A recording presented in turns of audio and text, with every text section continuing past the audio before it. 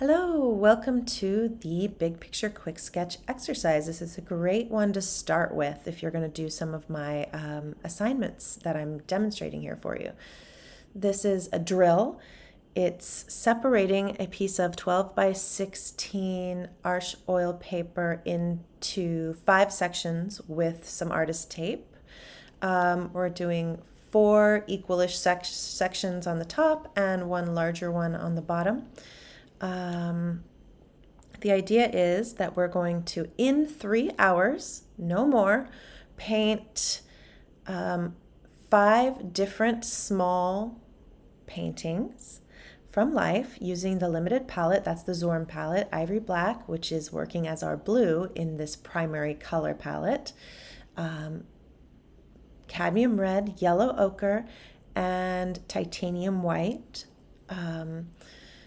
So each of these top 4 sections you're going to want to complete in 25 minutes.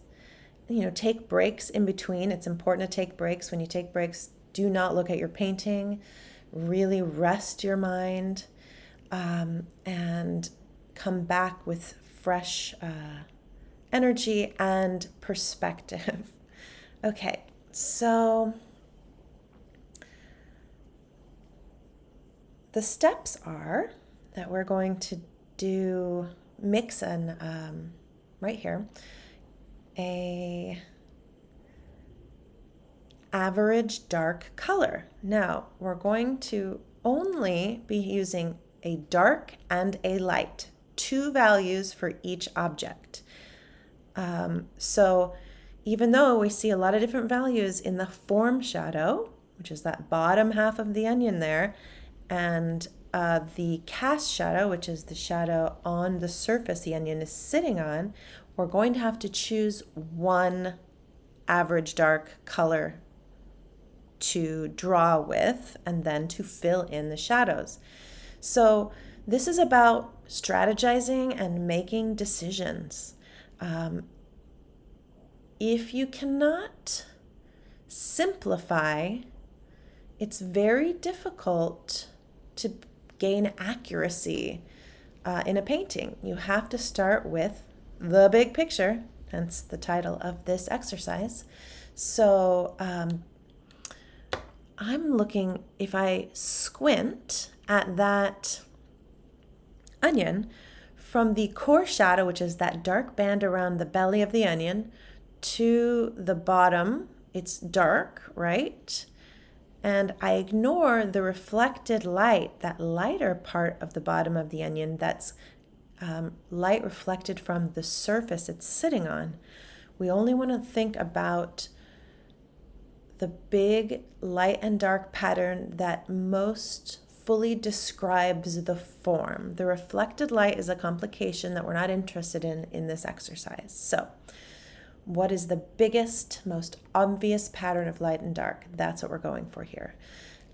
So I chose the color, like I was saying, in that kind of band around the middle, and what you see on the very bottom of the onion. We don't want to go as dark as that cast shadow, because even though we're not going to finish these studies, what they're training you for is to be able to make a start to a painting that will be more easily finished. So we are choosing options for our average dark and our average light that would create ease in going forward to as much finish as you would eventually want when you're doing a painting that you plan on finishing. So that's why we're doing 5 starts, because the start really is the foundation of the finished painting. So you can see that color, I hope, that I chose and where it is in the reference photo, and hopefully it makes sense to you. Now, I am going to be creating this shape of the onion, this drawing, with straight lines. And I'm taking my brush and I'm measuring against the subject. And especially a round subject needs to be constructed with straight lines to begin with. If you want accuracy in your likeness. If you don't, then you can just wing a circle. What I found, and you can understand this by if you try to make right now, pause this, take a piece of paper, and with one action, one line, make a perfect circle, and then with the other action, like then try after that, try to make a perfectly straight, short line. I'm going to guess, unless you're a genius of, I don't know, physical accuracy, then your short, straight line is more straight than your circle is perfect. And that is the logic behind building your complex or perfectly round or elliptical shapes with a series of short, straight lines and just breaking those lines into smaller and smaller lines until you have something that feels round.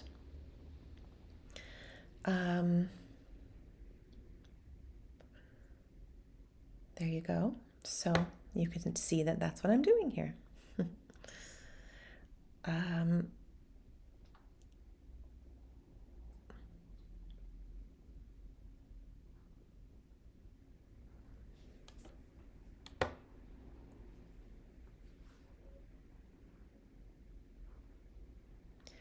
You'll notice that the photo reference that you're looking at is going to look more perfectly round than the painting I'm painting in front of you there because of the angle of the camera. So just, you'll have to suspend disbelief that my drawing is accurate, even though it looks more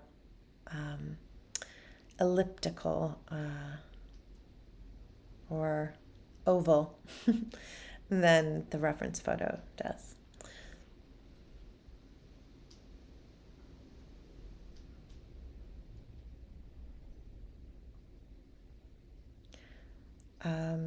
When I did this video, I started these first couple of top squares a few months ago as a demo for an online workshop I'd done.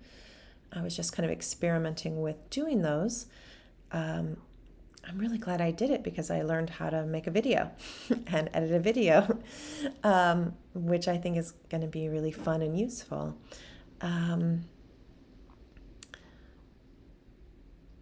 But I only did the top two, and I hadn't done any of this kind of painting for a while. So what you'll notice is this first one is going to be slower and a little more labored than my second one. And that is just important to notice because painting regularly, having a regular, steady, healthy practice of painting will make your painting better. You will be more comfortable. Your gears will be greased.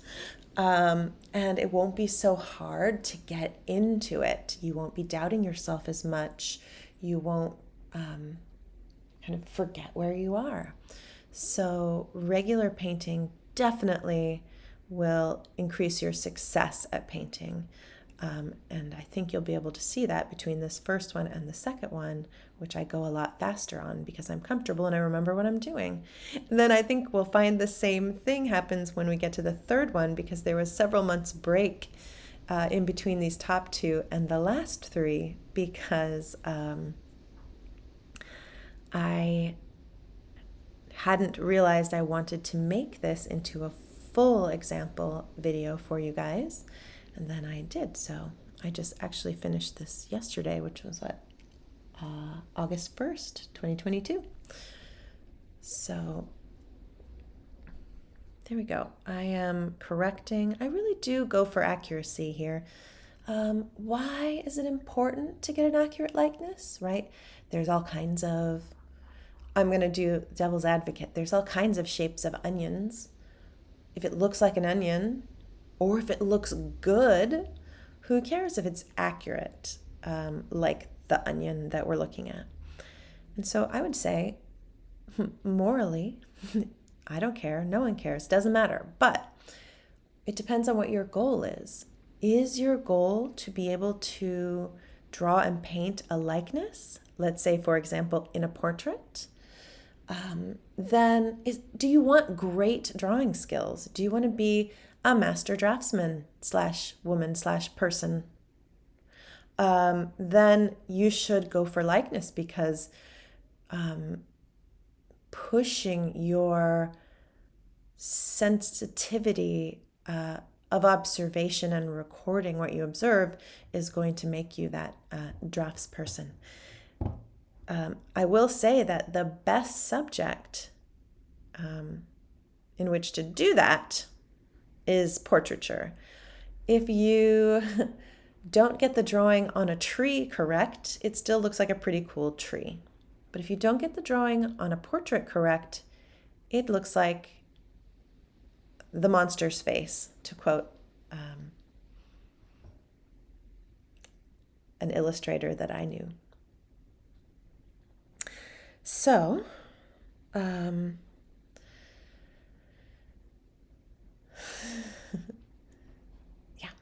So here we go.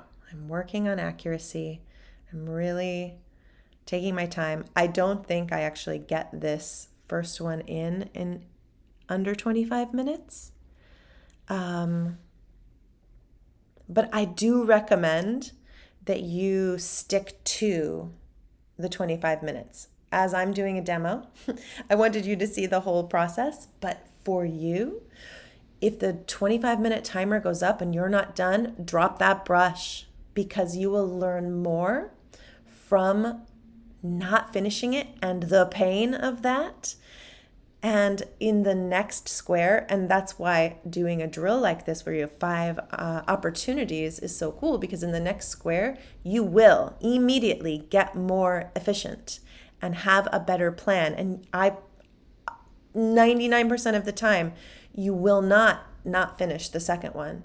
So stick to that time limit. Limitations are a huge part of my strategy for teaching technique over the last 12 years that I've been teaching it. So a time limit is one of the best kind of limitations. What other kind of limits? We have a limit of detail, right, in this exercise. All right, so now we're filling in. So we're using the same drawing color that we carefully and strategically chose to draw and separate the light and dark. And then you see that I didn't fill anything in until I had that drawing finished and the light and the dark separated. And then I started filling in. Now that's important. Also, see how I'm filling in with no noise, is what I would call it. Like if you were in Photoshop and you had a paint bucket and you just filled in the shape. We don't want a lot of ruckus in that shape where it's going to feel like many different shapes. We want it to be really simple and solid. So now we're going to mix up. So that was step 1 and step 2. Maybe I'll put some graphics in here. Step 3 is the average light. So we're looking at that onion above the core shadow, which is that dark band in the middle. What is a core shadow? This is a drawing question, but it's the point on the object where the light source cannot reach and the reflected light source cannot reach, and therefore it's a dark band. It's on rounded objects. Okay, so you're going to see me trying to figure out what the color I'm going to use here, because obviously we're ignoring that highlight and we're looking around it and we're like, okay, it's kind of a yellowy, peachy color, and I'm sure it looked a little bit different in real life than it does in the photo. But that's too pink. And you see, I'm going to try several times. So then I went more yellow. and a little more orangey, and that's what I chose. Okay, so that's me going 4 different attempts, taking my time and not settling, and also just trying with a little mark for each attempt. So even though this is a short study, a drill, doesn't mean you can get sloppy with your choices. Because we're limiting the amount of detail we have to do and we're limiting the palette, what we're not going to limit is accuracy. That's what we're trying to hone in on here. So now I'm filling in our average light shapes. And again, I'm still, oh, look at this. So I'm about out of the color. I spent all that time mixing up the exact right color, and now I'm running out of it. So this is I'm really glad this is left in here, because the lesson is always just take time to mix more. You'll see it, which I'll be doing in a moment here. Because first of all, I have those 3 other wrong colors, which I'm going to have to paint over. And if I'm just trying to scrape what's left of this pile that I chose, see, I'm not admitting to myself I'm going to have to mix more of it yet. But soon, look, I'm like, ugh, there isn't. There we go. I've mixed more of it. I'm testing it right in the middle of the pile, right on top, until it's right. You can kind of see there's slight difference of those 2 little marks I made on top of the pile. So now, no screwing around. We're going and mixing a good amount more of it. Good. Okay, now there's no shortage of it, and we can get enough of it to cover up those wrong marks. I'm also correcting the drawing still. So when you're doing this, you're not just trusting your initial drawing, because, I mean, is it ever perfect? No. So you are still observing your subject as you fill in. Something I like to say for drawing and for painting is 1 look, 1 line, or 1 look, 1 stroke, something like that. So keep looking back at your subject as you're filling in, and you'll see if you need to make any corrections. We're honing the whole time. Just because we're doing something simple and abstract doesn't mean we're, again, giving up any elegance, accuracy,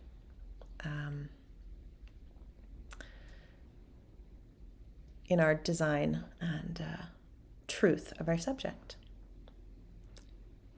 Truth is an interesting thing. When I simplify things in my work, I really like to figure out how I can have a resonant truth about my subject without describing everything, with only describing the things that I find interesting. That question is part of my voice and curiosity as an artist.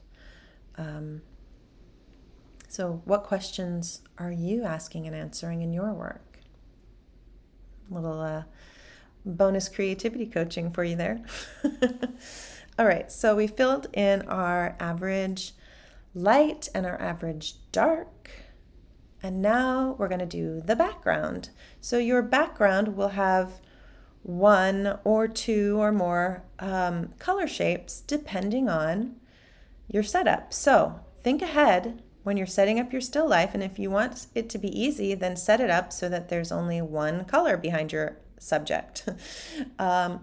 If you want it to be harder, if 25 minutes is just a boring long amount of time for you, then make it complicated.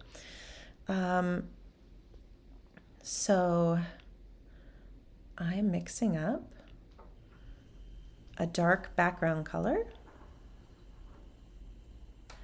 and testing it. And now I'm again going to use that to cut in and perfect the shape of this onion. So every opportunity to beautify, and by beautify I mean in a way of balance and truth, very like, I study astrology, so very like Libra and Venus kind of beauty and truth is balance kind of energy there. So with every color shape that you bring up to another color shape, see where they meet and see how elegant and accurate you can get it to be.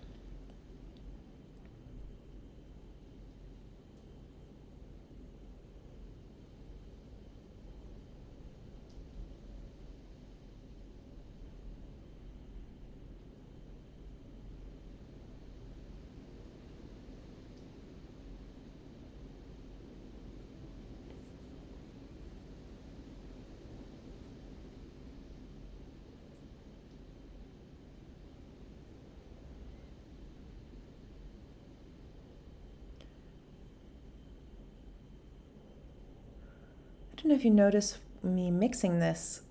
What looks like a black isn't a black. I used red and black. I find that if you add a little, oh, perfect, I'm doing it again. If you add a little bit of, and white, okay.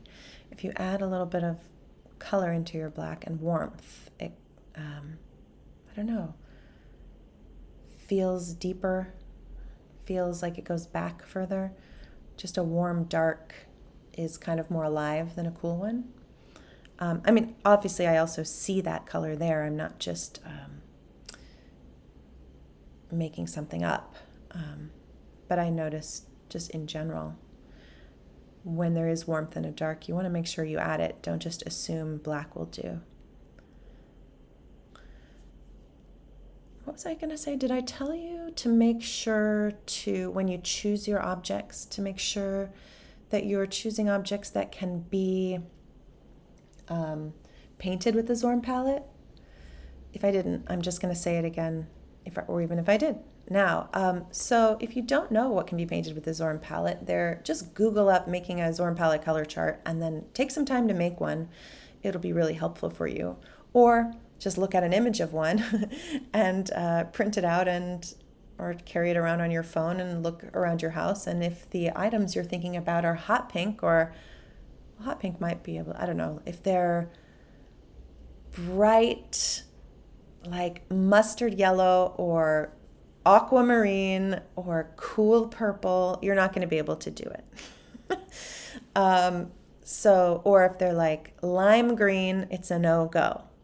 We've got a muted blue and a muted yellow here, so you need to pick items that are possible, or you're going to be frustrated. That being said, in my first year or so of learning to paint with the Zorn palette, and I used this for 2 years straight, nothing else, with every subject, and it is absolutely the one practice that taught me how to use color, mix color, balance color. I'm awesome with color now, and it's just from 2 years of using this limited palette until it didn't feel limited anymore, and I was a master of taking limited palette and making it feel colorful. And just that practical work taught me everything I needed to know about color. And I don't have to remember it. I just am it now. So I'm not really a person to study theory first and then act it out after I understand it. I'm more of a learn it on the run kind of a gal here. So if you, like me, are loving color but feel like you don't have any control over it, and it's often looking like garish and too much color, which again feels like no color because there's no like dynamic relationship, then I recommend using a limited palette for an extended period of time and see what you can accomplish with that. All right, so you see I'm designing that beautiful onion paper stem thingy. I mean, that's why I bought that onion, because it was so pretty. I bet everyone in the grocery store was like, please stop touching every onion, every garlic, every mushroom. But it's for art, man.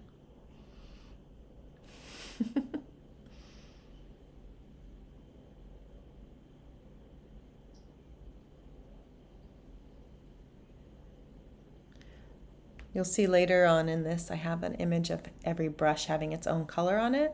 This makes it easy. Leave your dark brush with your dark paint on it and don't put anything else on it. Leave your light brush with your light paint on it and don't put anything else on it. And that way, if you need to push or pull the shape that has the light or the dark color in it, then you can already have a brush that's made for that and saves you time when you're doing a drill like this. Okay, now I've just passed the 25-minute mark on this. So if this was you, I would say stop right now because you're not doing a demonstration to show people what the process is. So at 25 minutes, you stop no matter what. And on the break, you take a rest and then you think, okay, where did I spend a lot of time? Where can I shave off some time?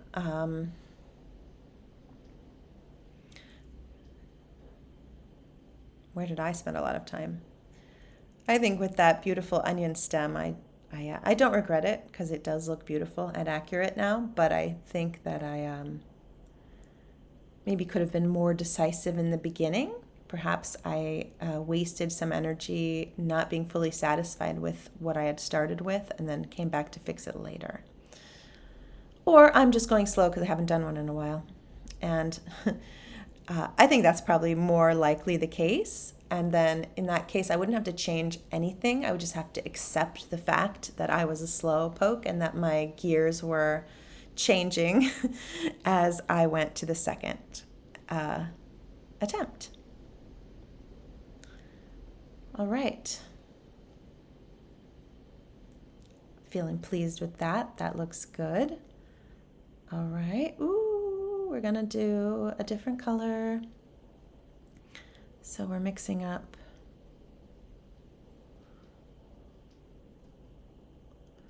a gray for the background.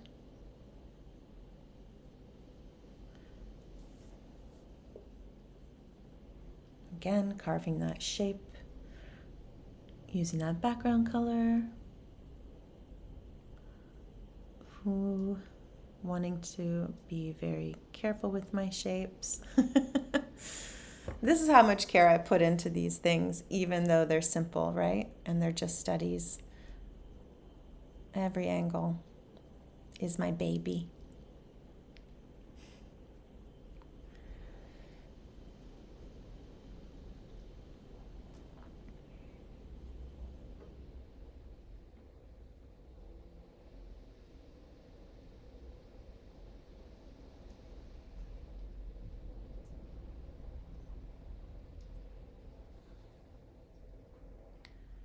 Actually, I wonder if this reference photo, it's close enough for you to get the point, but now that I'm seeing the background, I wonder if it's a slightly different angle than I was using, because there isn't a light shape, a white shape above the cast shadow, which I'm going to put in and I remember there being. But it doesn't matter, you get the point.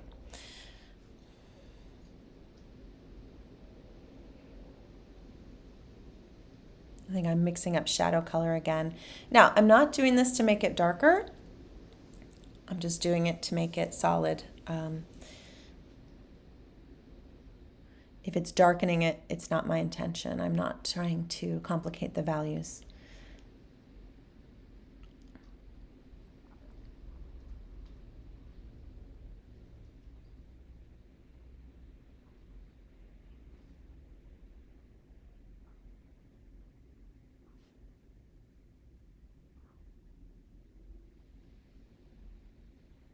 There we go.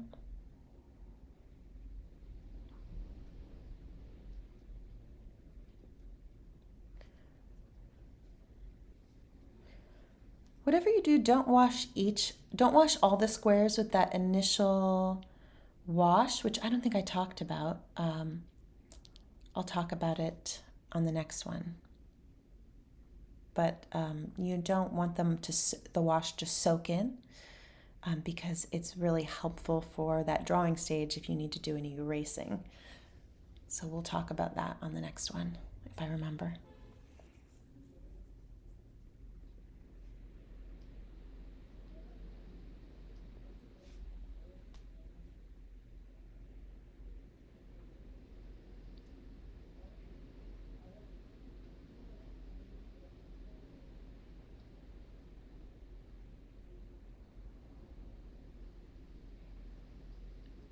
Yeah, I definitely used a different, like this is the wrong photo, but it's close enough.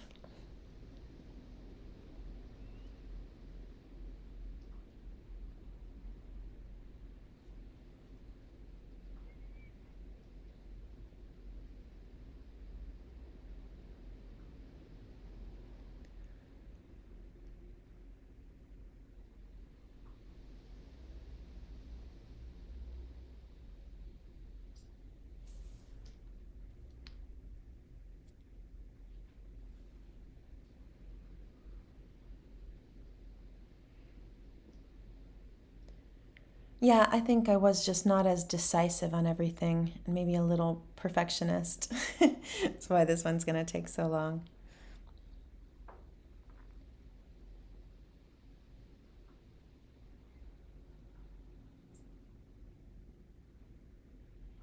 That was me looking for a rhythm, like the cast shadow should travel back behind the subject and come out in a rhythm that relates to the other side.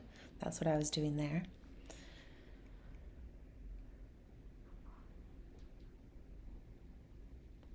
All right, I think now we have to do that palette. It's on a wood palette that I'm setting this onion on. So now I'm mixing up that color.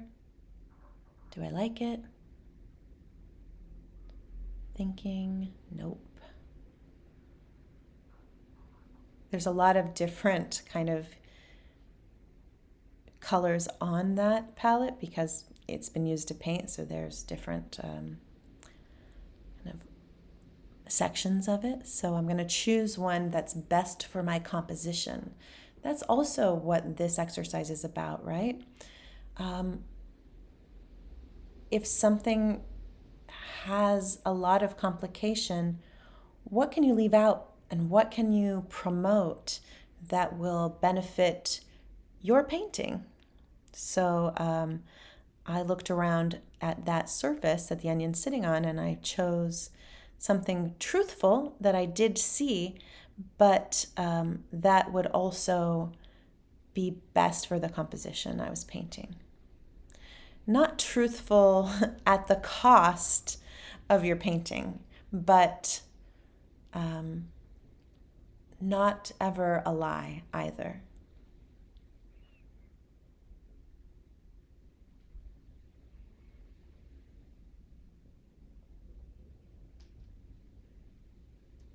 Yeah, that probably wasn't necessary. This is me being a bit of a perfectionist.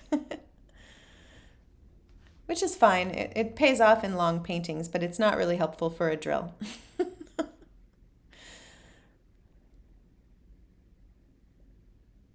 I think you get the idea, and we're about done with this one. So that's what it should look like. 25 minutes, no more. Do as I say, and as I do in the next one, not in this one.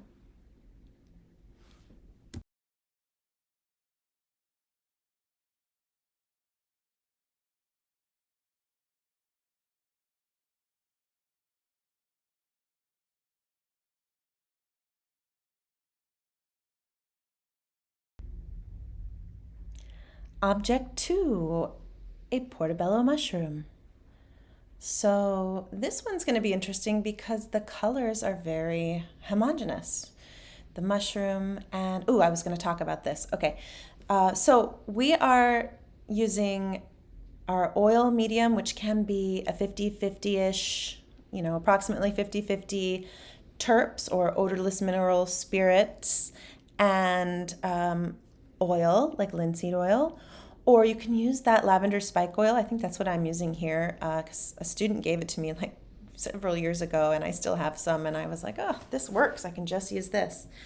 And it smells pretty nice. So you just take the oil or the oil medium and a little bit of black paint, and it's beneficial for several reasons. One, because it knocks down that bright white. And when you're trying to choose your average dark, you're going for accurate average value and color. And if you have white paper and you put something that you think is your average dark on top of white, the contrast initially will be so stark that you will think you've gone dark enough and you won't have, and then you'll have to re-darken it later. I cannot tell you how many times I had done that in the past when I was learning. It's annoying. And using just black paint is great because you are not using any color, so it will not complicate your color choice. Like sometimes I'll do a wash that's like hot pink because it's fun for me and because I'm pretty good at painting accurate color. But if you're trying to learn and you've got 25 minutes in this drill, you're going to want to make it as easy as possible. So a neutral, colorless wash that knocks out the white is going to be your best chance at getting a accurate, strategic, average dark color to draw and fill in your darks with.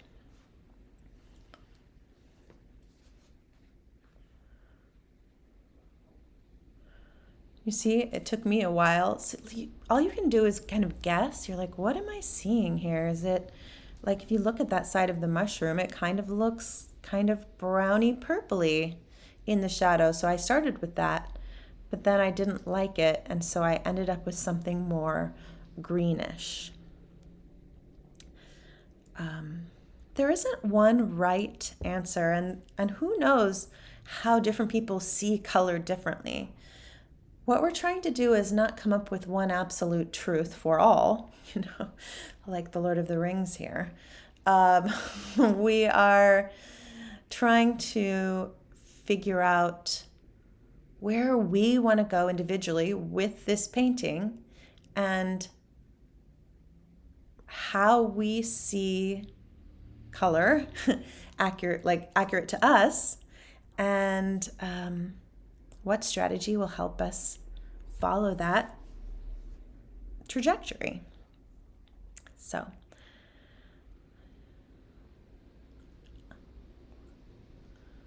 this time I was a little more determined not to have such a gigantic vegetable, because that onion kind of like is hogging the frame. So I wanted to make sure I got more of this cast shadow in here this time. So I did a little more measuring.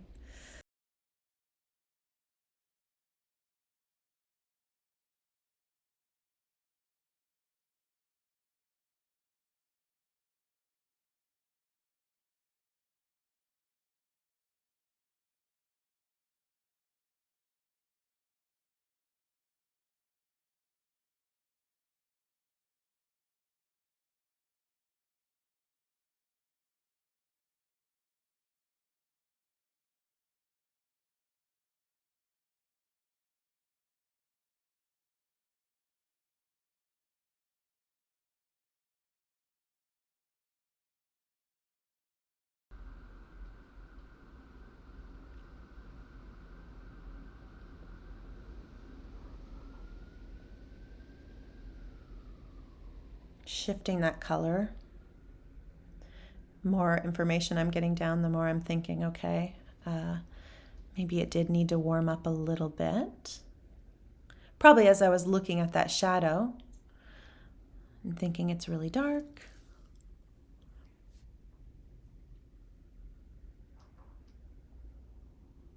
Measuring.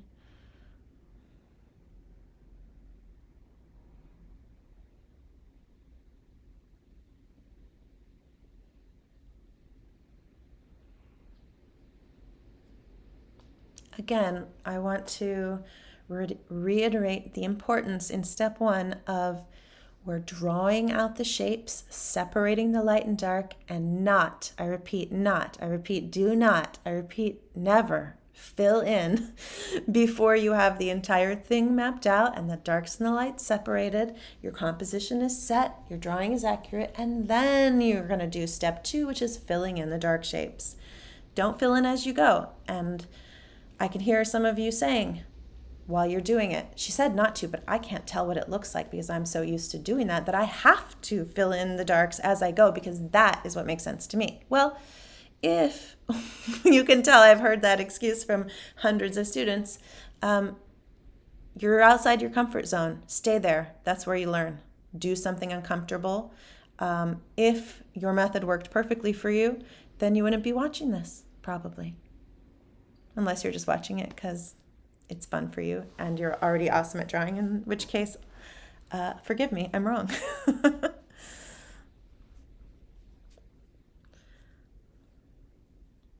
But you do want to be out of your comfort zone to learn things.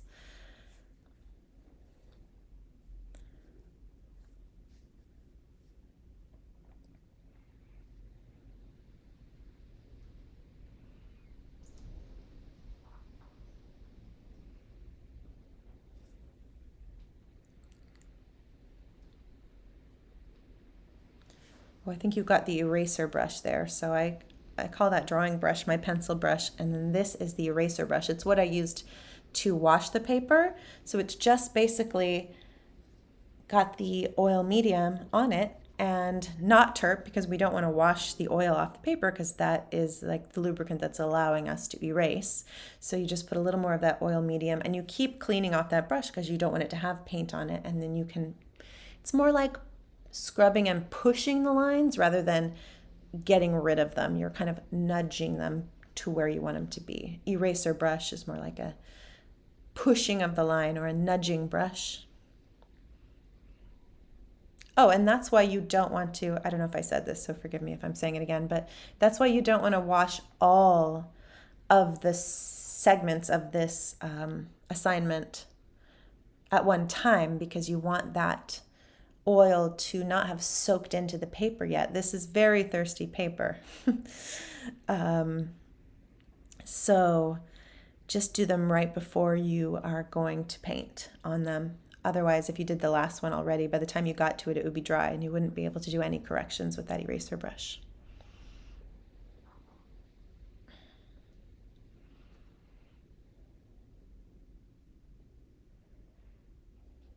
All right, so we are definitely only doing 2 values. So we've got the form shadow on that stem. That's what I'm drawing in there now.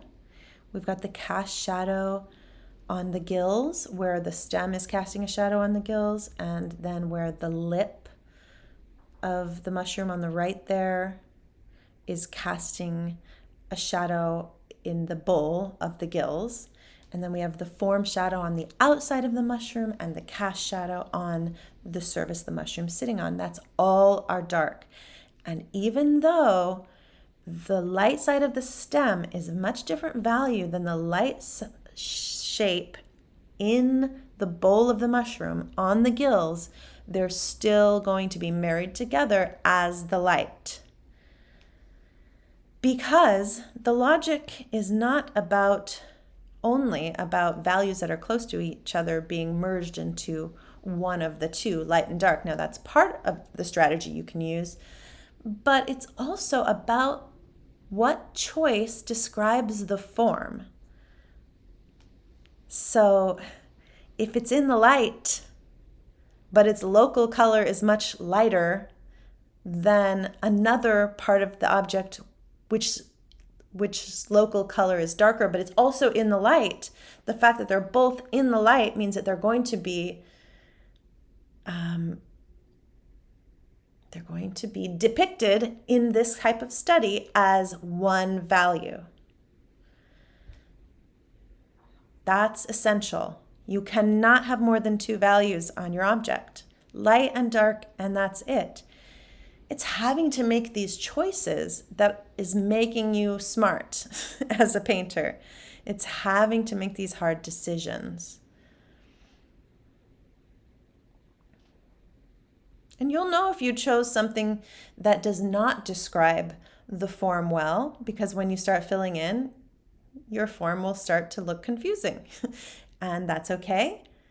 If you run out of time, you can do better on your next one.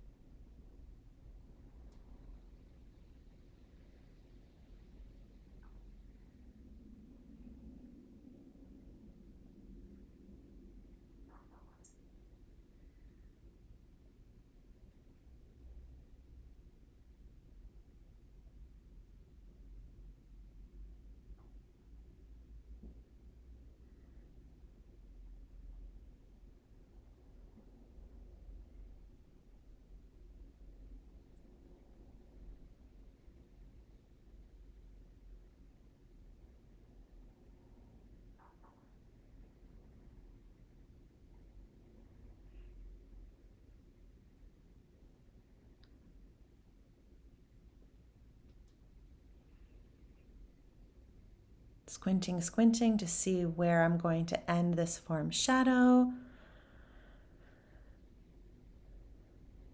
There we go. So that's step 1. Whoa.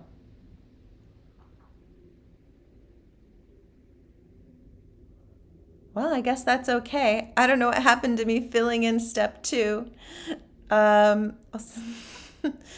So step 2, I filled in the shadow.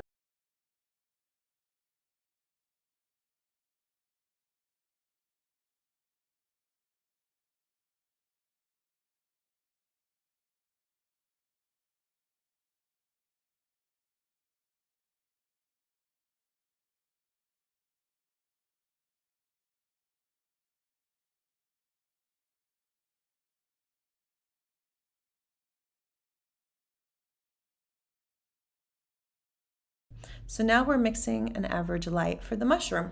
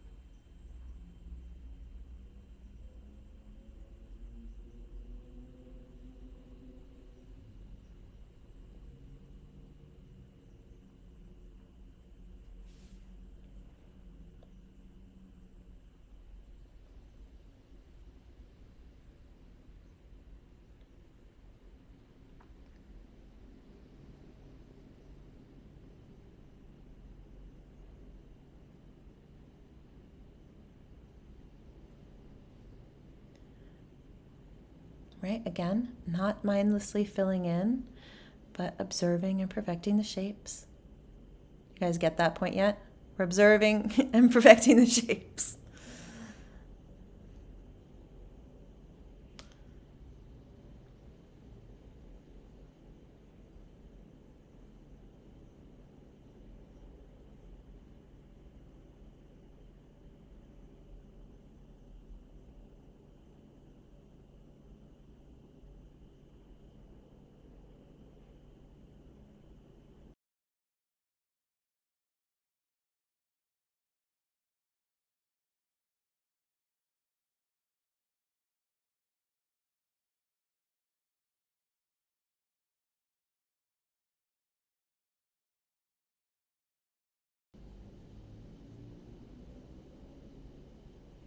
See, I'm putting new paint often. I'm laying down brush strokes and I'm not mushing around a lot. If I can, I'll outline an area that I'm going to fill in and then fill it in so that the edges of the shape are not screwed up by sloppy filling in.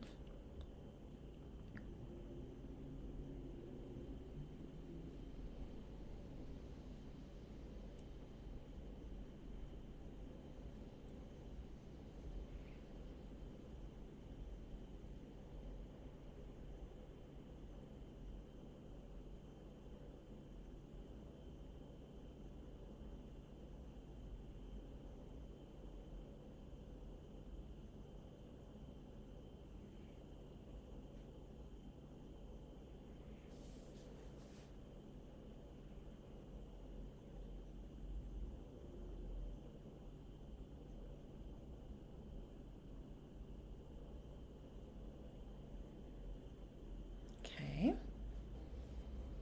All right, so I'm speeding this up a little because you got the point, I think.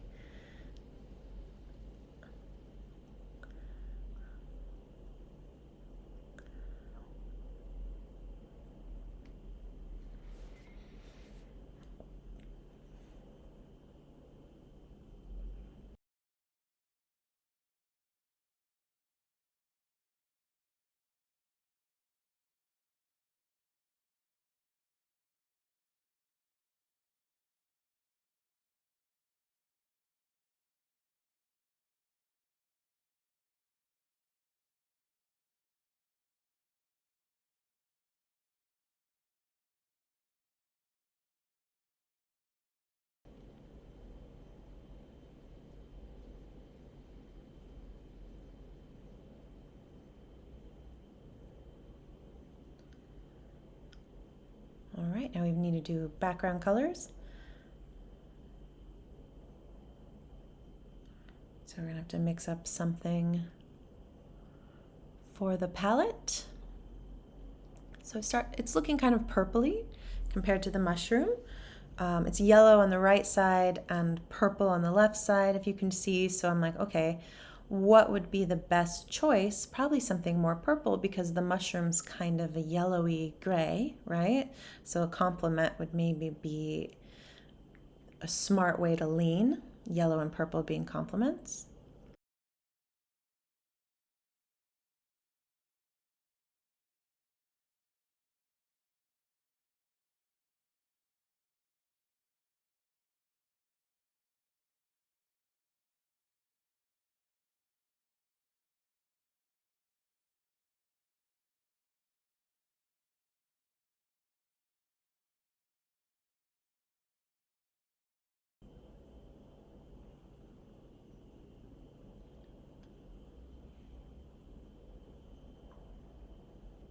Because the value of the surface of the table and the mushroom are the same, it's pretty much the same value. It's important that I leaned into a different and I feel like complementary color. Just makes this subtlety of having these similar values work out. So they're very like grayed yellow and a grayed purple. And if the colors were too similar, then it might be a pretty boring painting. And again, I do see that truth in the subject that I've pushed it and simplified it to serve my needs.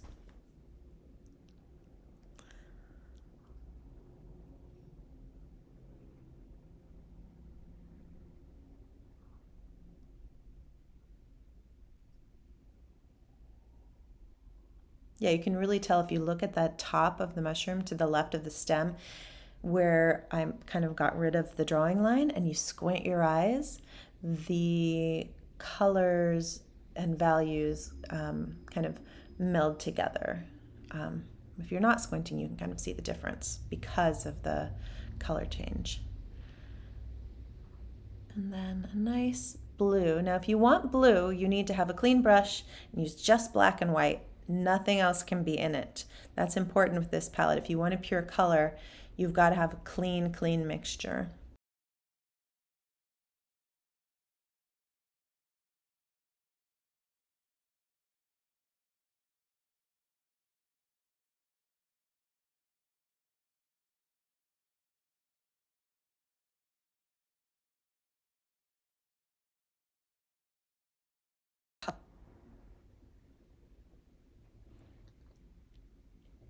Okay, we're using a long flat bristle brush that has turned into a very helpful triangular shape over time and wear. I like these for drawing intricate little things.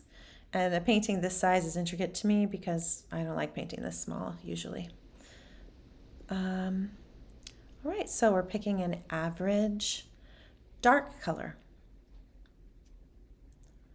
And you can see it, so kind of like in that front closest to us bulb where it turns from light to dark, it's kind of a purpley color. So that's what I've gone for.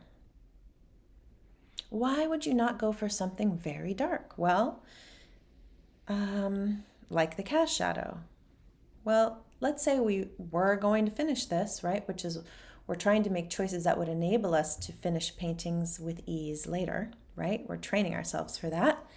I had the tiger style, so it's going to be easier to add more dark to the darker part of the shadow than to clean up a lot of dark paint with black in it from that lighter part of the shadow later. So we're choosing something lighter because it's easier to go darker where you need to than it is to go backwards from a very dark into something that is more chromatic and light, like where that form shadow meets the light shape, right? It's a little more purple, a little more light. We don't want to have to fight a very dark fill-in.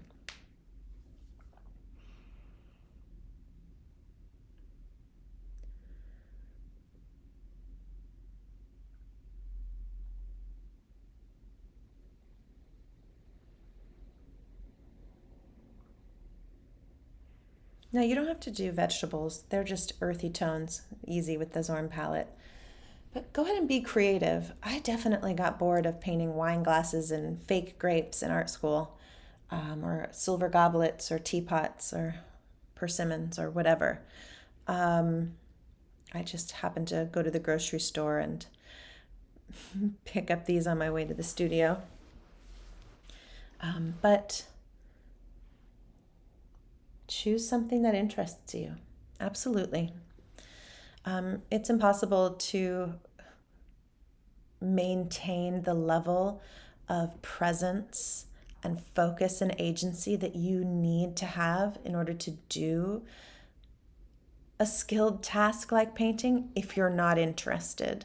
So if you find yourself bored and losing focus, then figure out a way to get interested. If you have to paint wax lips or, I don't know, a pile of dog poop or a sparkly gem or whatever it is, do that.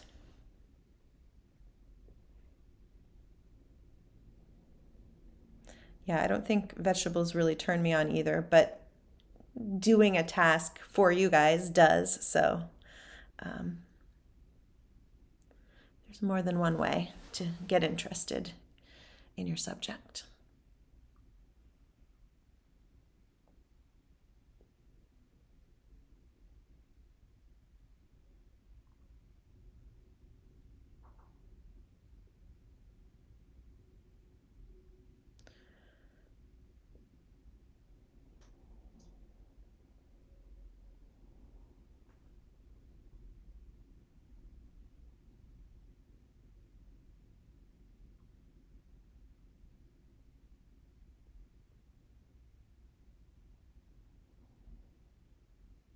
Squint, squint, squint. I'm trying to figure out what shape to make this form shadow.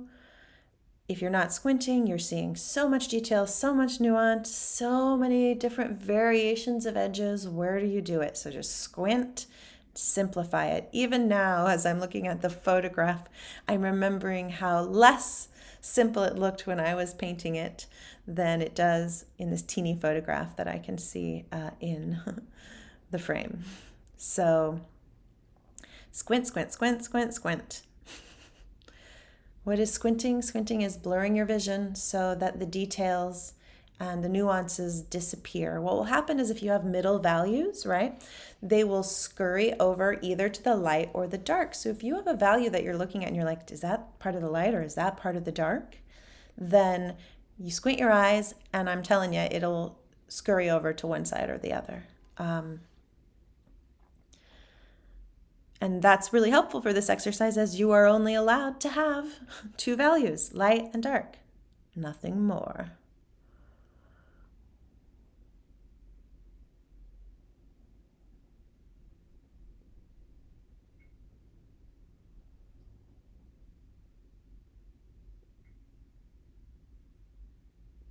Eraser brush.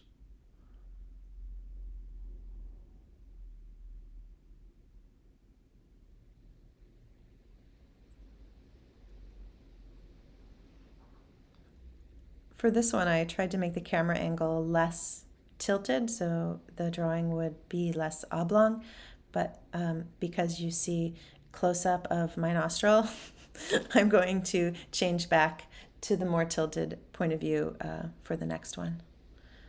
I don't enjoy watching my face that close up.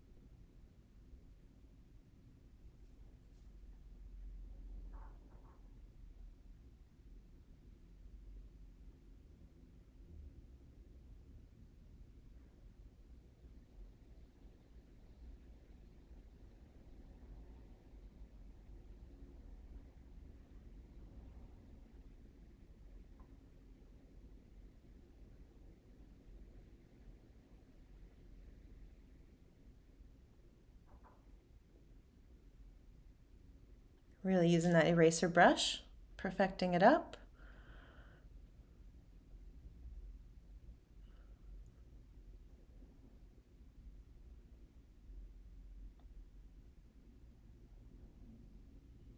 You'll see how I'm comparing the placements of things to the other parts that I've already established of the object. So where that cast shadow is leaving from the object on the left, I'm putting a straight line through the object and seeing where, if you would draw it through, it would come out at the anatomy of the right side, and seeing if that matches up from my subject to my painting. So keep measuring.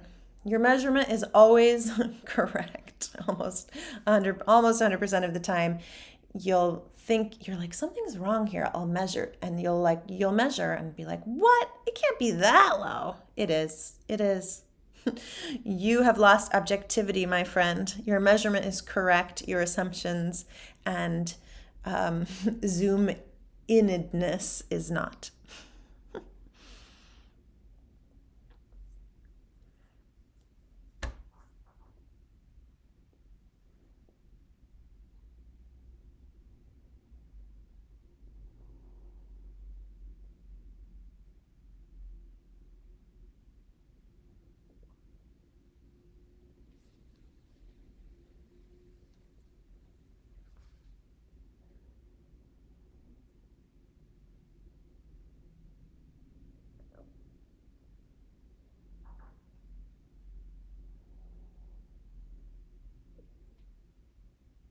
All right, now we're filling in. Same average dark.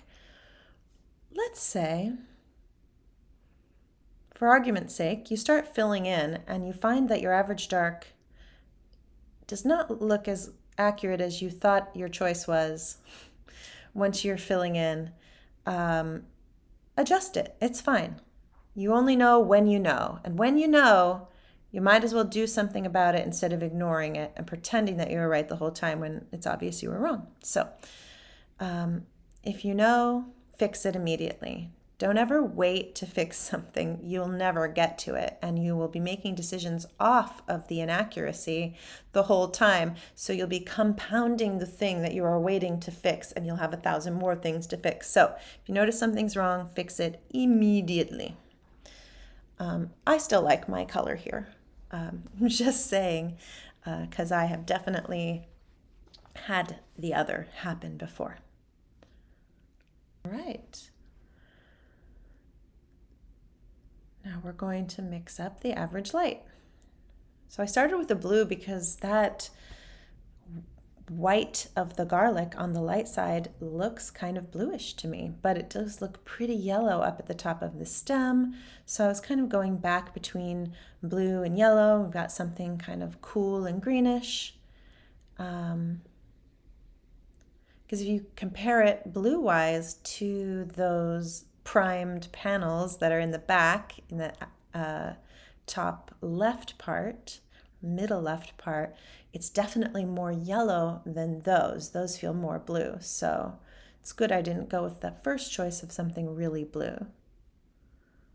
Right, there we go. And I've kind of gone a little pinky and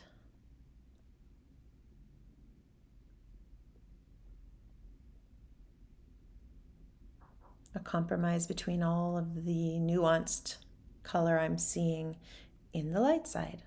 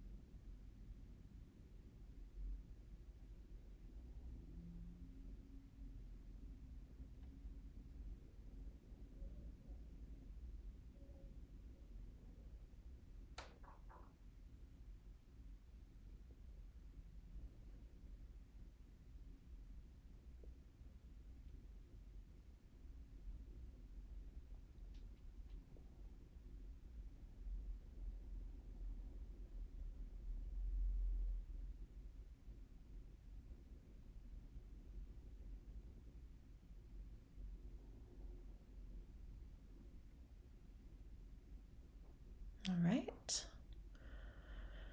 Average light almost fully applied here.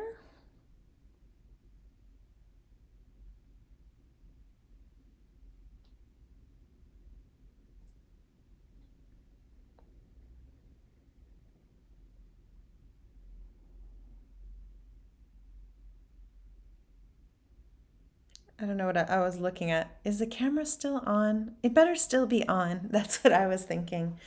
Did I remember to turn the camera back on?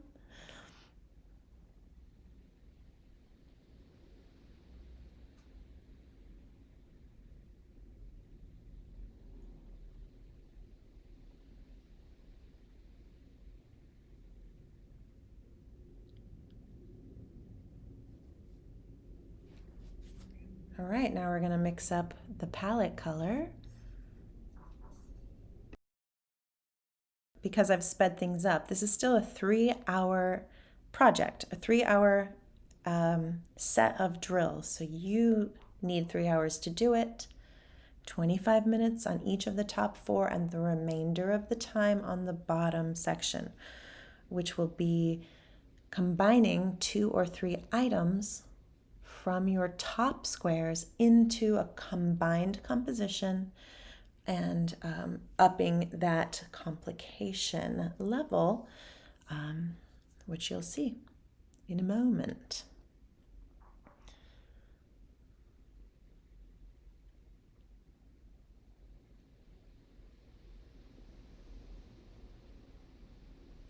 So I've gone a lot more orange with this choice for the table color, palette color. When I say palette, it's just because the garlic and all the objects are sitting on a wooden palette. I'm not talking about my paint in the frame here. So I should just say table, but surface that it's sitting on. So there are warm notes in that surface. And I really went for that because of the shadow color being so similar, or the average dark color being so similar in purple tones to a lot of the palette, that I really promoted those kind of golden, orangey yellow tones, those wooden tones, to set off.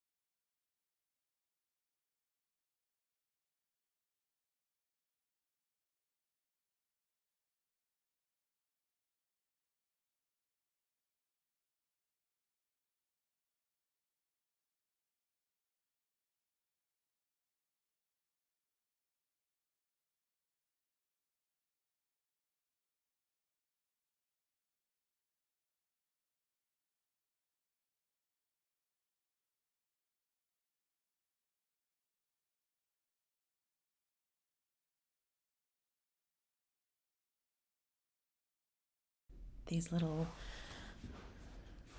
panels, primed panels, that the palette is sitting on top of. It doesn't really matter what they are. They're abstract shapes that I'm using to design a composition.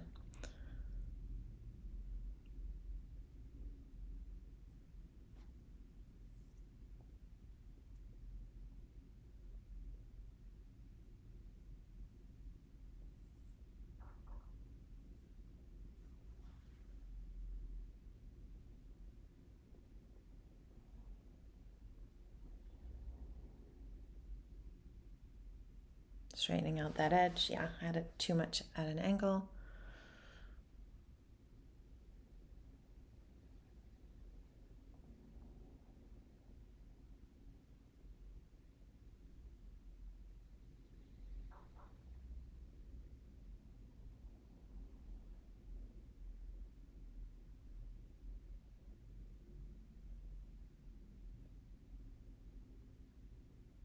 Yeah, I'm going to get rid of that line there. It's not necessary.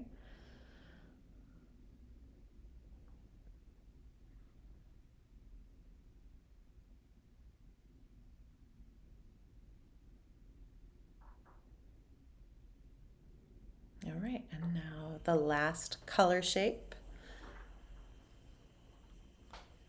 Again, if you're don't want to make this as complicated, when you're setting up, you can put a, you know, like make a cardboard box that you cut part of you just have like two walls and a bottom. You can cut a box out of, like cut a little, I don't know what they call them, little mini room, a set for your still life object. I'm thinking of like a movie set where they have a lot of open walls, but you can't tell, but they need to do that to put the cameras in there.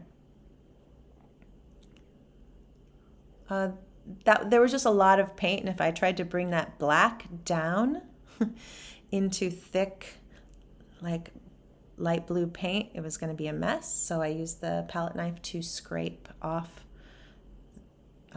the thickness of it, so that it'd be easier to have clean, have it clean where they meet, the two color shapes.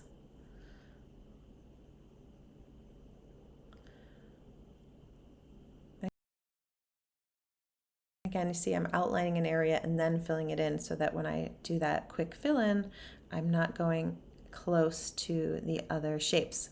Even like that, because then I still smeared it, which is annoying. And again, and fix it. Okay. Whew. And that felt awkward, so I minimized it, and I'm pretty sure we're about done with this one.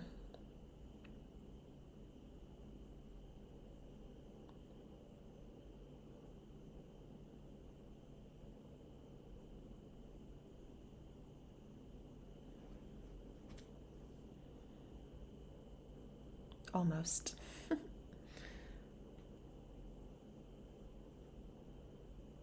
There we go. So in the fourth box, we have your fourth item and your fourth attempt at a 25-minute study. So we're doing a sweet potato here.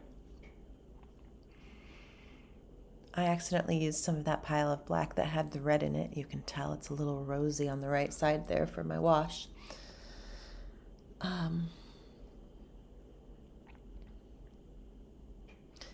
It's one thing that's interesting. You don't always have to scrape the palette as much when you're using this limited palette. There's just so much easy color harmony available, and you can take, unless you need a very pure color, if you're kind of working in grays, you can adjust one, push it into something else pretty easily, if that makes sense. Like with flesh tones, you can, there's just a lot of flexibility in changing a pile into another color that you need and having that work out, which it doesn't if you have a complicated palette. Oops. All right, so I've been measuring here. Obviously, this is a very square, quote-unquote canvas I'm painting on here, and a very long and skinny object, very more rectangular object. You can't tell how square this surface I'm painting on is because of the camera angle, but it's very square. So it took more measuring than I normally would do for such a little sketch, but I just wanted to make sure that I got a pleasing composition and didn't have both pointy ends of the sweet potato end up embarrassingly off the side of my canvas. So we did measuring. It looked like it was 3 heights to the width. And all right, so we're step 1. Hope you can see why I chose this average dark to draw with and separate the light and dark for step 1. You can really see it in that core shadow.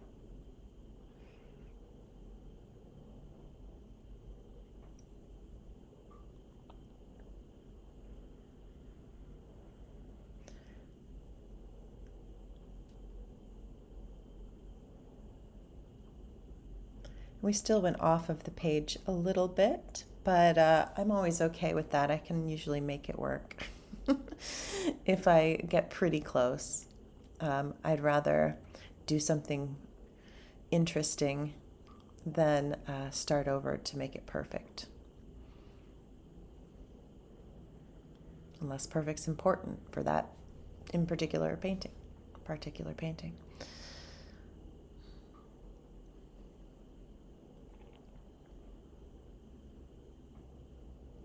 And now step 2, filling in your dark shape.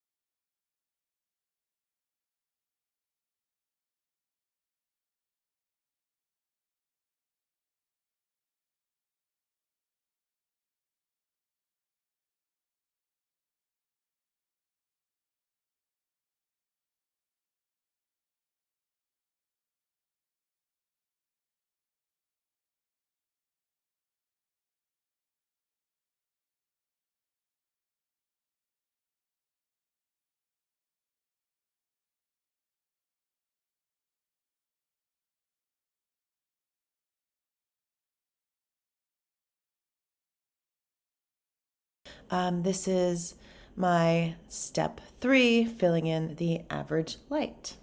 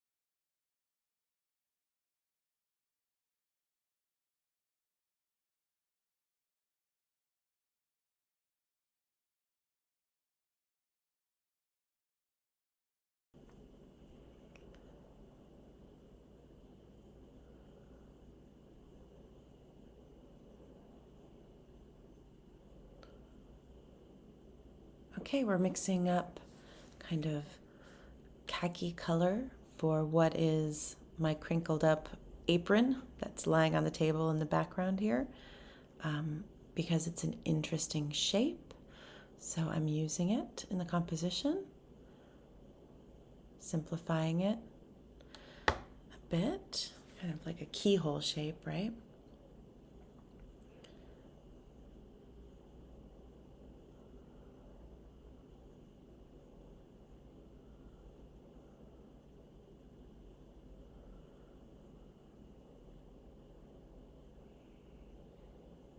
And I've sped this up again.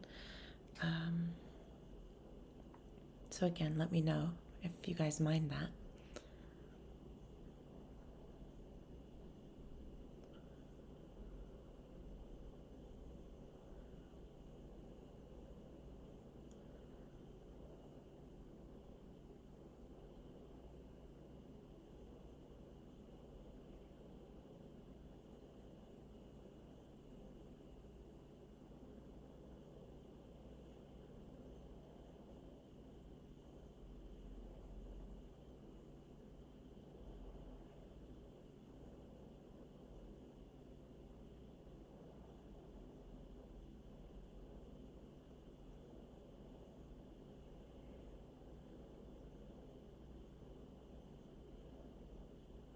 Kind of wish I'm about to smooth out the edges on the top of that sweet potato, and I like it more angular. As I'm watching it back again and editing this, I regret this move.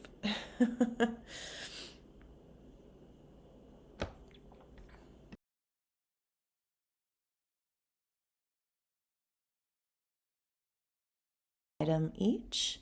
This is just a reminder to save yourself time, since this is a timed exercise, by keeping one color to one brush.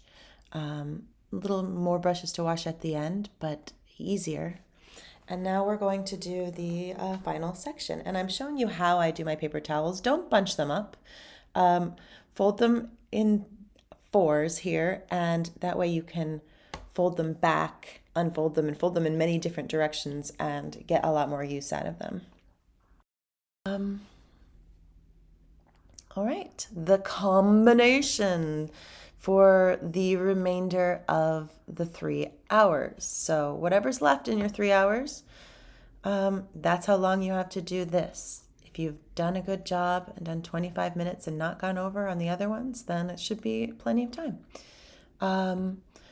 2 or 3 items. Now, again, did I mention you can go download the PDF description, the written description of this assignment, print it out, and do it after you watch this. I think that would be a great way to do that. I'm going to leave the PDF up on my website.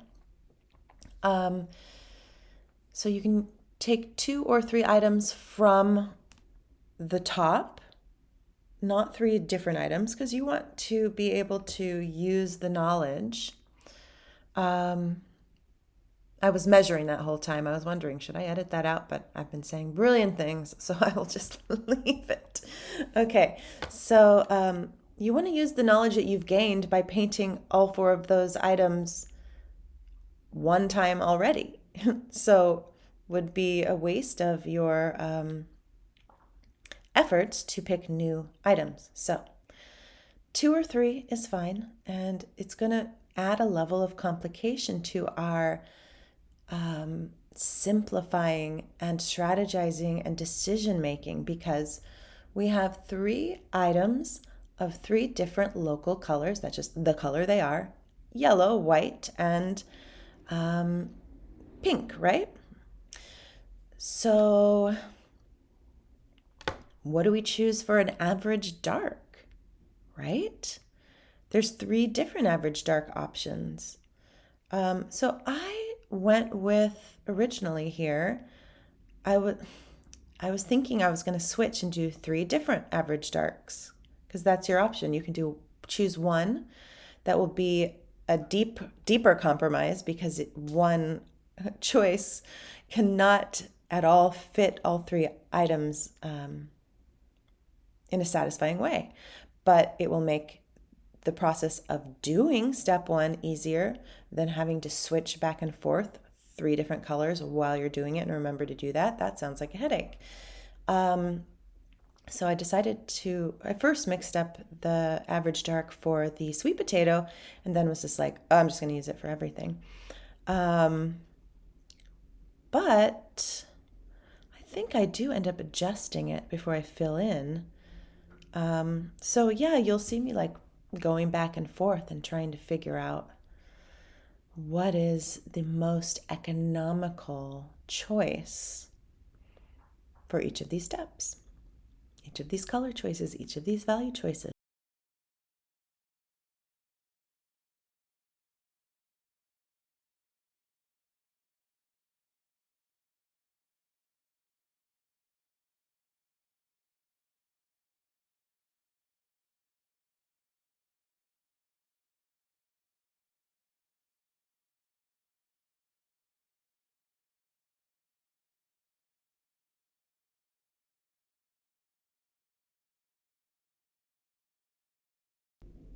All right, so obviously we're working on the onion.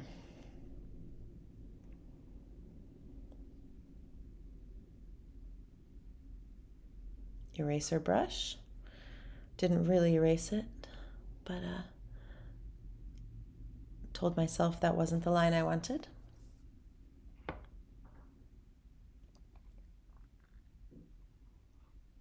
Shall we speed this up? I think we should. All right, we sped it up a little bit. Series of short, straight lines to draw the curved item. We've talked about this already. Measuring the angles that's the angle of the fluffy stem of the onion. There I'm changing the color a bit. Trying to find something that, as I'm drawing, I'm thinking like, this yam or sweet potato color is really un-oniony. So I'm adjusting there to see if I can come up with a slightly more agreeable, slightly more diplomatic color for all.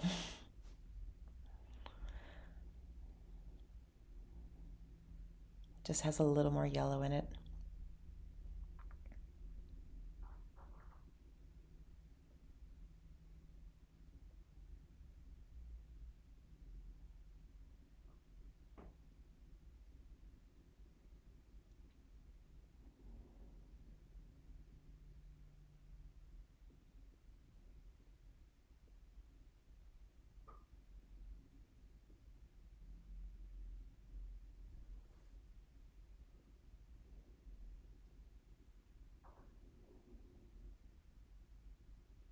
Not worrying about the 2 kind of, or 3, or however many cast shadows are there, just kind of squinting my eyes and approximating one shadow somewhere between the 2 major ones that you can see there in the cast shadow. Form shadow.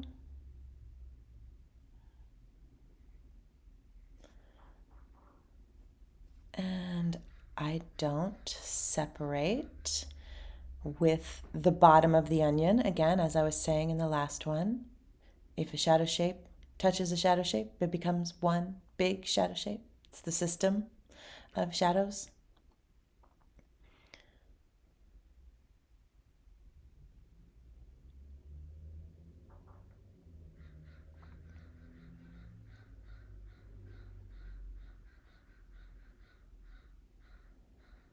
You can hear crows. There's all kinds of birds out my window. Crows are making some noise.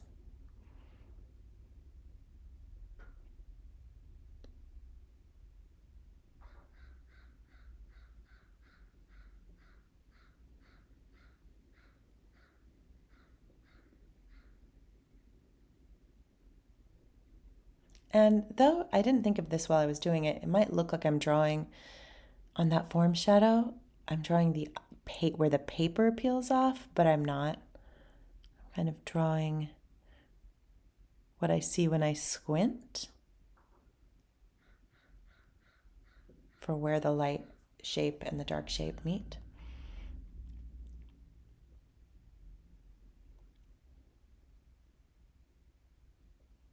All right, so now for the sweet potato.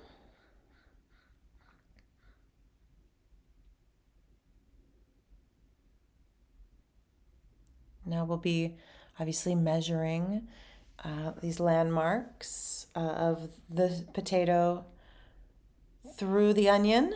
The first thing you draw is the hardest because you have less things to compare it to, but once you have established something that pleases you, you can use it as the thing you measure the rest of your elements off of. It becomes easier and easier the more you get recorded.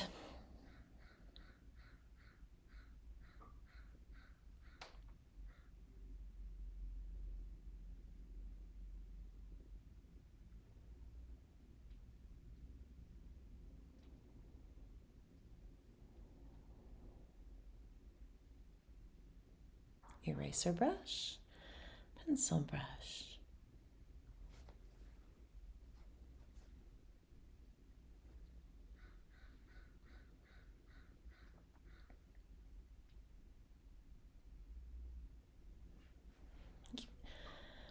I'm getting bored of this a little. It's probably because I had to paint them all and I've done this assignment 1,000 times. So let me know if we like this small amount of speeding up, or if you guys would like them all in real time, or if you would like them more sped up. Yeah, you know.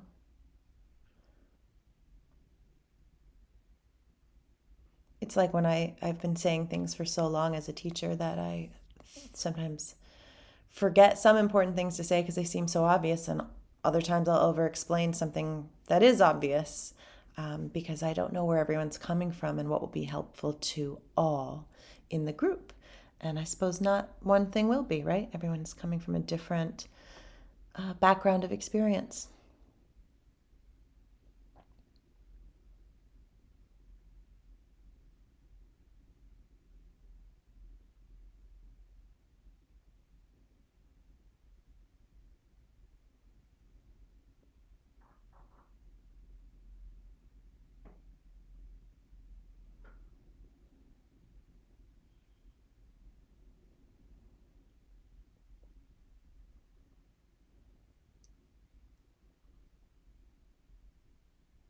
So here I actually did draw the outline of the garlic first before putting in the separation of the light and dark. So I do have the place of the bottom of the garlic, which will be filled in. This is interesting. So sometimes, this is why it's important to understand why I'm telling you to do something and not just memorize what I'm telling you to do and not understand the reason behind it, because there's always an exception to every rule. I remember, for example,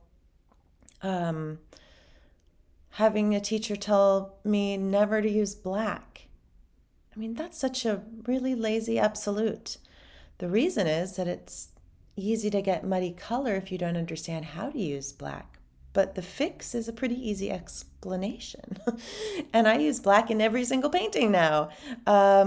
So sometimes you need construction lines to figure out a shape that might be problematic for you, harder for some reason. So I did that garlic, and I did put in that bottom of the garlic, even though that line's gonna be blasted away by filling in the shadow shape. And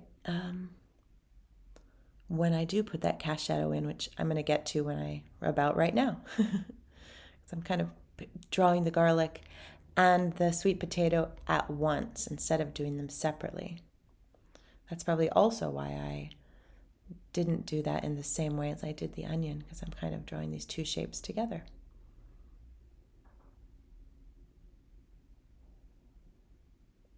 The most important thing, let's say you're drawing a whole figure, and even though you're going to fill in some of the shapes and you'll lose some of your construction lines, if you need the construction lines to find out where everything is, that's fine. What I don't want you to do is to be afraid to lose the lines when you do fill in your shadow shapes. Like, don't go lighter over that line at the bottom of the garlic because you're afraid to lose your drawing. That's kind of what I am trying to get people to avoid doing. Which is why I will say, like, look at the difference between the garlic and the onion there. The onion does not have the bottom of the onion drawn through underneath, and the garlic does. I'd rather us see things ahead of time, like I've done with the onion, so that we don't have to do extra work. But if you need to do the extra work, like I did at the bottom of the garlic to figure out the shape, then do it, but then don't be precious and save it. Get rid of it. You figured out what you needed to figure out, and the big value system is more important than the detail. I hope that makes sense.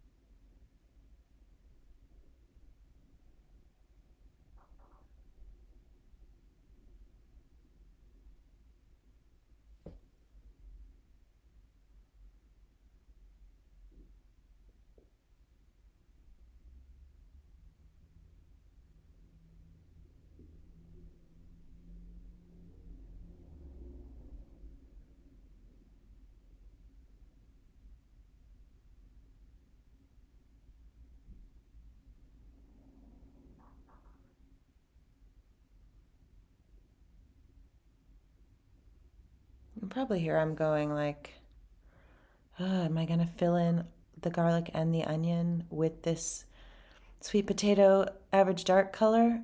I'm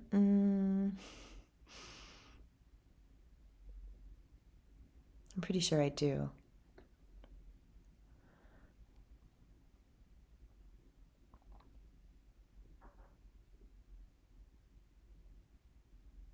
Yeah, I do. But you do have a choice in this section now, right? Does it make sense to fill in even the garlic with that same warm, rusty color? So do whatever you think is the smartest choice. And then observe whatever your choice you choose, stick to it.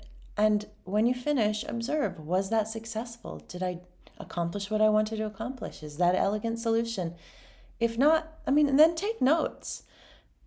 Time 1, I tried this. Time 2, I tried something else. And it's It's the 1,000 starts and short paintings that help you find solutions quickly.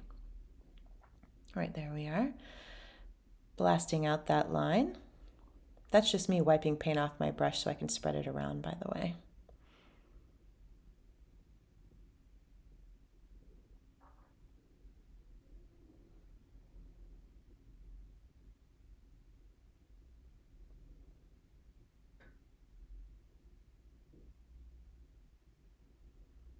And I'm still pretty pleased with the decision to use the same average dark on all the objects, because what it does is give the whole composition cohesion and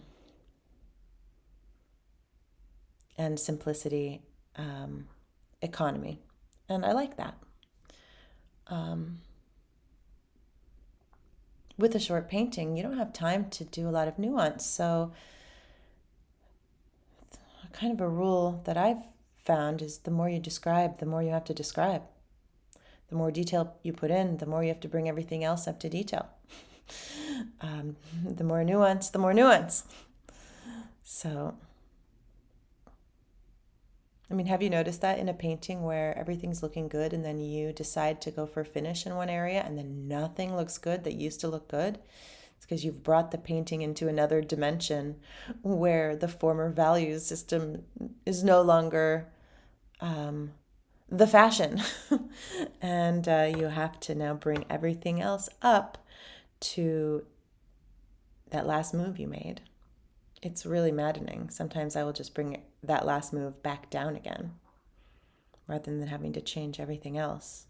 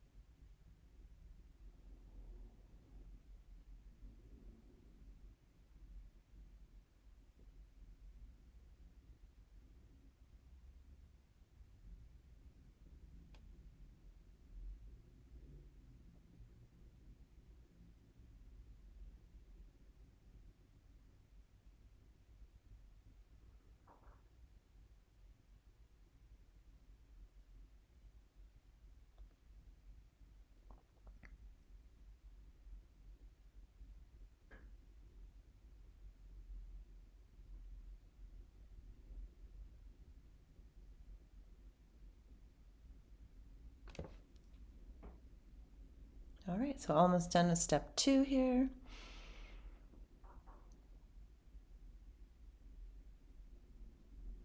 And then we have to do step 3, which is the average lights. And so obviously we're going to do, I don't know, is it obvious? 3 different colors for the average lights. Because there isn't enough similarities in the lights for us to be able to come up with one for everything like we've done with the shadow.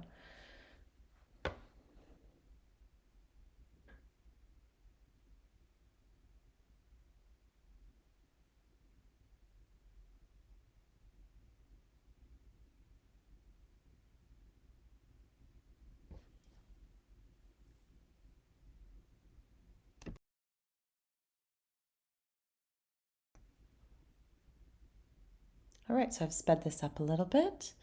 We're going to start with our sweet potato, sweet yellowy pinky, testing it right next to that shadow shape color, that average dark, to see if we like it.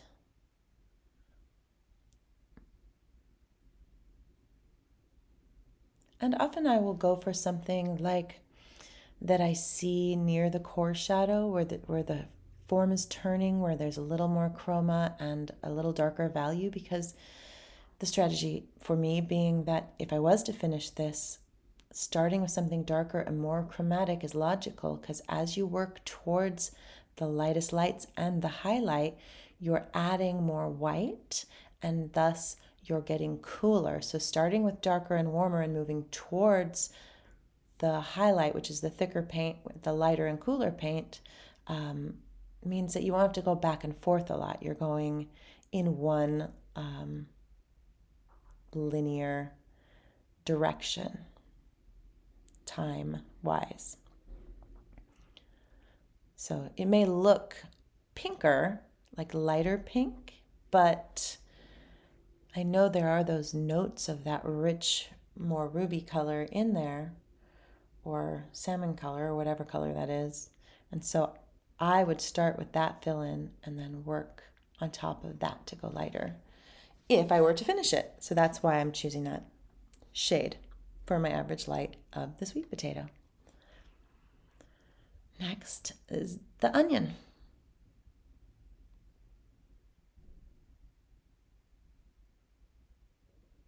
And I will say that my choice, so since you see kind of several different shades and colors going on in the light half of the onion there, I will also take into account what I chose for the other objects so that we'll have variety and interest in our choices. Even though these are studies, I still want them to stand on their own as interesting, because this is giving you practice in utilizing color and making compositions, right? So the value of this exercise is really rich, really multifaceted.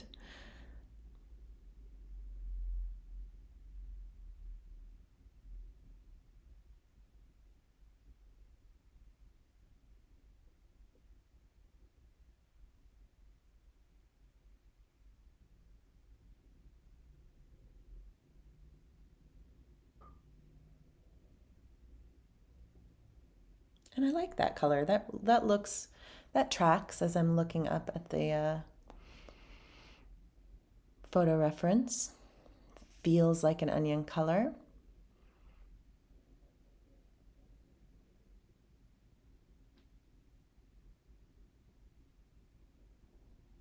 Not an onion color, feels like that onion color.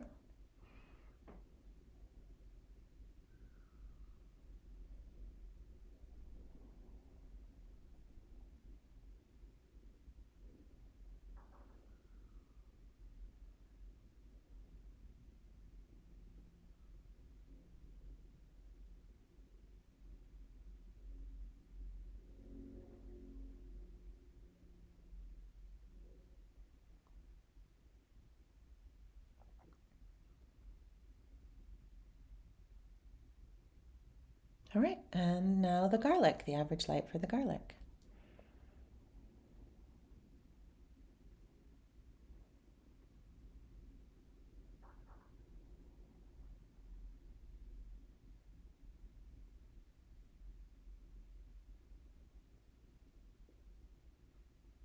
I chose something kind of purple, grayed with a little yellow.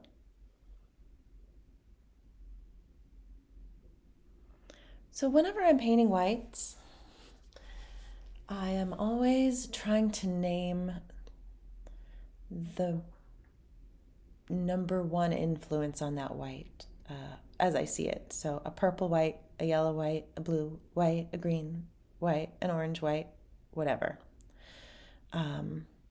This will help you have interesting, beautiful whites and grays in general.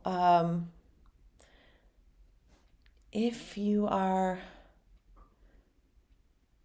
maybe having trouble with color, try, and this will be very sink or swim, but try to paint some still lifes with just white objects for a while. And if they're turning out looking muddy and gray and weird and cool and ugly, then you're not seeing enough color in the white. Carol Marine has a lot of quick still lives of white, like cups and saucers and things like that. That'd be someone to look at for how she interprets white in her paintings.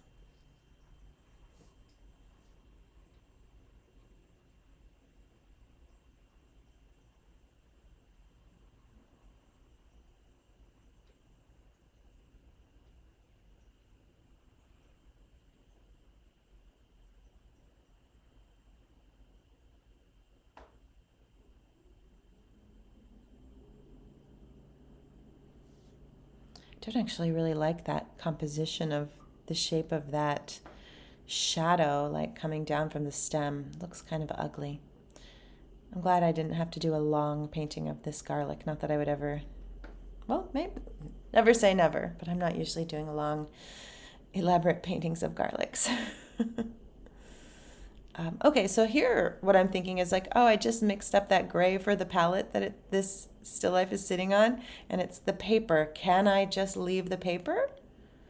And so what I'm doing here is using it to correct any part of the ground that needs to be cleaned up because it has, drawing evidence on it. But I don't have to fill everything in because the color and value of the paper is close enough. So I'm just going to kind of do a little bit where I need to.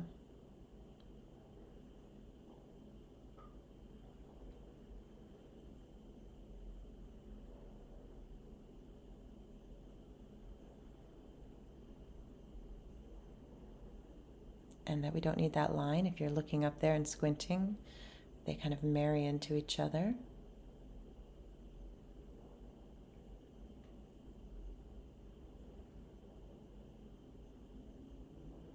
Ooh, I'm losing the character. That was making me annoyed.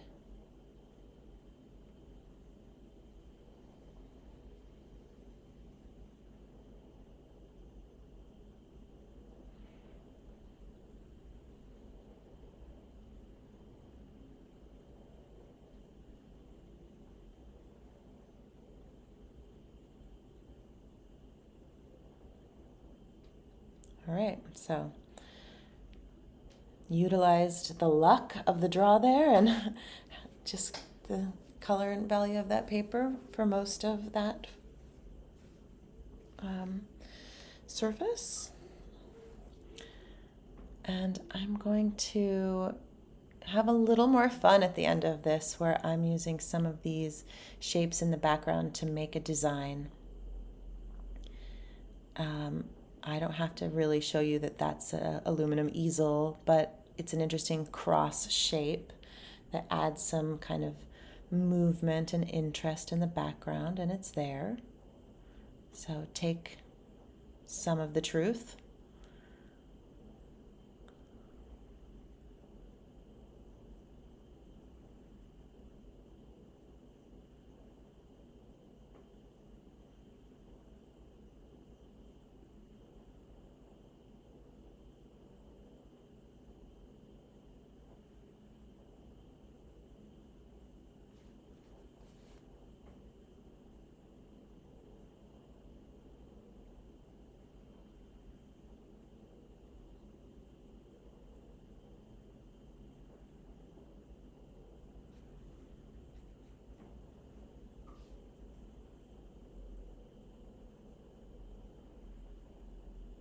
There, and that I also was like, ooh, I can just get rid of these two dots, which I didn't want to cover up with this background color that I'm using to create these interesting shapes. How handy is that?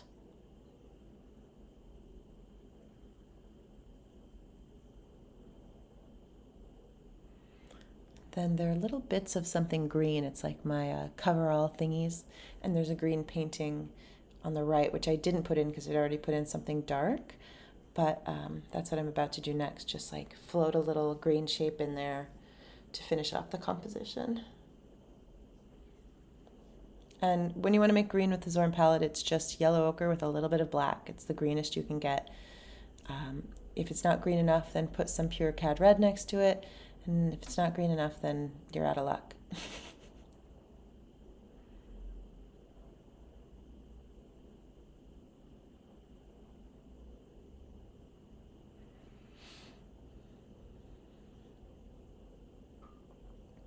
I'm trying to think, can I add this anywhere else? And then I decided against it.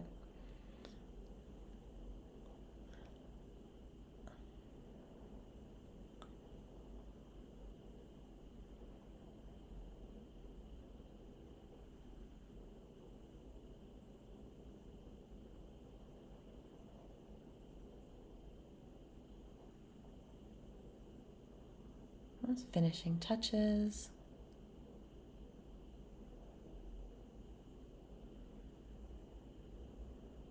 Cleaning up those shapes.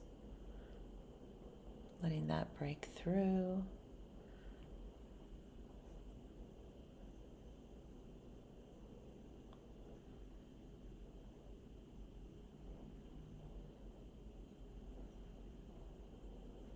And that's just a little fun.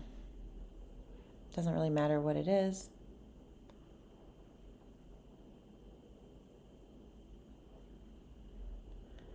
And there you go. That is the Big Picture Quick Sketch. I hope you guys enjoyed the video.